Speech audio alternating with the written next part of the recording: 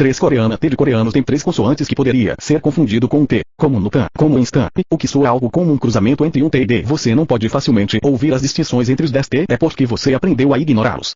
Quando você era um bebê, você poderia ouvir todos eles. Isso fez com que o seu mundo muito confuso lugar.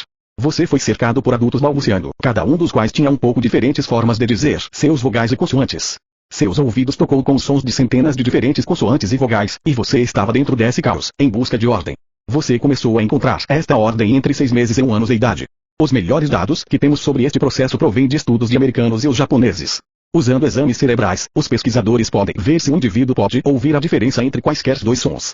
Uma escuta americana adulta a um monótono rock, look vai mostrar um aumento repentino na atividade cerebral quando bloquear quebra a monotonia, mas um adulto japonês não vai mostrar qualquer mudança.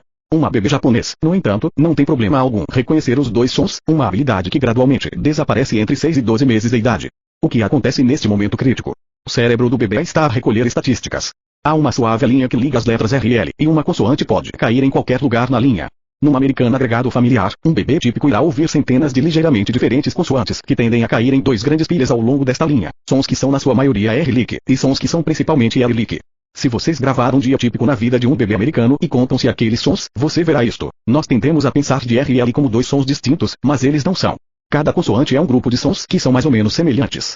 Criamos esses grupos de acordo com o som ambiente em que estamos levantada. Por que nós não ouvir muitos sons a meio caminho entre RL e, com razão, decidir que aqueles adultos balbuciando são todos usando variações de 2 consoantes, em vez de centenas de pessoas? Um bebê em um japonesa da casa pode ouvir muitos dos mesmos sons, mas a maioria destes sons caem diretamente no meio do RL espectro. Eles grupo, com razão, de todos estes sons juntos em uma consoante a meio caminho entre RL. Este consoante japonês R não parece ser bastante como R, e que não soa bastante como L. Se você ouvir para ele, você vai descobrir que o seu cérebro inglês sintonizadas não sabe o que fazer com ele. Ele vai ficar filtrado em um de seus 2 grupos de consoantes, quase ao acaso. Quando você ouvir uma pessoa com uma espessura sotaque japonês, observe o seguinte, eles não estão dizendo R quando quer dizer L, eles estão dizendo que uma consoante você não consegue ouvir. Ouvindo a irresolúvel, The Magic of Testing Pair Minimal. Vamos voltar ao nosso adulto japonês, ouvindo um monótono rock, em um scanner cerebral. Como foi discutido, ele não vai mostrar qualquer resposta neural se esgueirar-se sorrateiramente em um bloqueio. O que ainda não foi discutido é como aterrorizante isto é para a aprendizagem de línguas. Não é que ele interpreta mal o que ele ouve, ele literalmente não pode ouvir a diferença entre esses 2 sons. No que diz enquanto seu cérebro está em causa, as palavras rock e bloqueio poderia muito bem ser escrito mesmo. Em aprender inglês, ele está lutando contra seu próprio cérebro. Como ele pode possivelmente esperar para ter sucesso? A pesquisa mais promissora neste campo vem de uma coleção de estudos realizados na Universidade de Stanford e Carnegie Mellon. Pesquisadores levaram um grupo de adultos japoneses, deu-lhes um pequeno maço de dinheiro, fones de ouvido e um computador, e disse-lhes para se sentarem em uma sala e ouvir gravações de rocha, palavras e trave.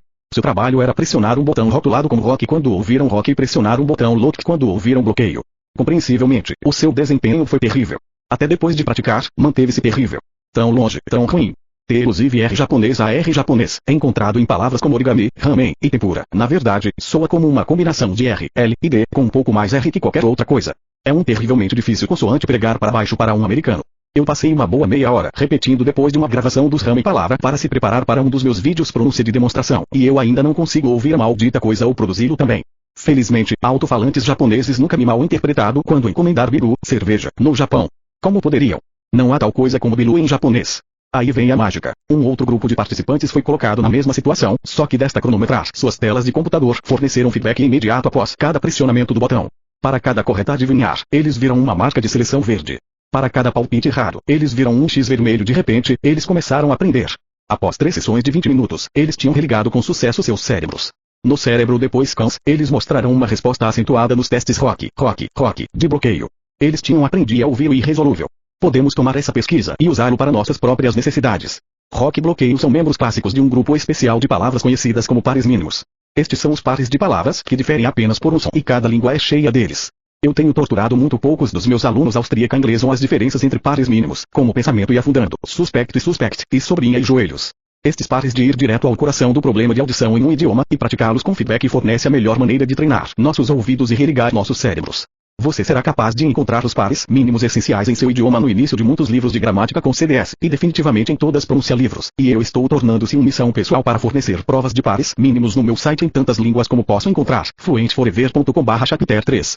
Estes testes são tão básicos como eles ficam se reproduzir uma gravação lock, em seguida, pedir-lhe que a palavra que você ouviu rock ou bloquear. Mas o que falta em panache eles fazem, se no resultado.